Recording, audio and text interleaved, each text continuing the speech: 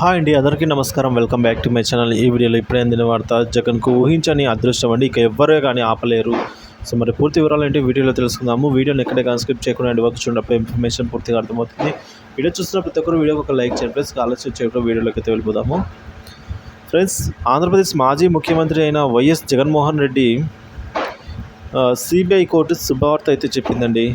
ఆయన అక్రమ ఆస్తుల కేసులో నిందితుడిగా ఆరోపణలు ఎదుర్కొంటున్నారు.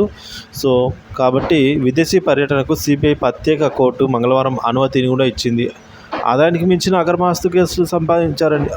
ఆస్తులు సంపాదించారని వైసీపీ అధినేత వైఎస్ జగన్మోహన్ రెడ్డి మీద సిబిఐ అధికారులు చాలా ఏళ్ల క్రితమే కేసులు నమోదు చేసిన విషయం మనందరికీ తెలిసిందే. అక్రమాస్తుల కేసులో వైఎస్ జగన్ జైలుకు కూడా వెళ్ళి వచ్చారు. జగన్ అక్రమ ఆస్తుల కేసులు ఇప్పటికీ విచారణలోనే ఉన్నాయి. సో కాబట్టి కుమార్తె పుట్టినరోజు సందర్భంగా తను యూకేకు వెళ్ళడానికి అయితే అనుమతిని ఇవ్వాలి అంటూ వైఎస్ జగన్మోహన్ రెడ్డి సిబిఐను ప్రత్యేక కోర్టుకు మనవి చేశారు. అక్రమాస్తుల కేసు దర్యాప్తు సక్రమంగా జరగడం లేదని, ఈ కేసులో ఆరోపణలు ఎదుర్కొంటున్న నిందితులు విచారణకు ఎవరు కూడా పెద్దగా సహకరించడం లేదని సిబిఐ అధికారులు అయితే ఇటీవల కోర్టుకు చెప్పారు.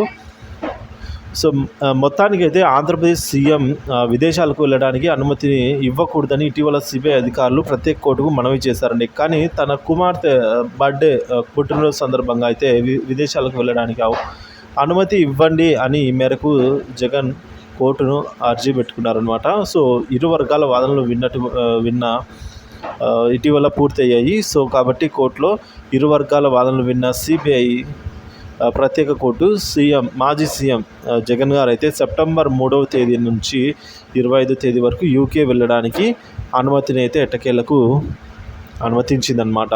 సో సెప్టెంబర్ 3వ తేదీ నుంచి 25వ తేదీ వరకు జగన్ గారు లండన్ వెళ్ళడానికి అయితే అవకాశం ఉంది.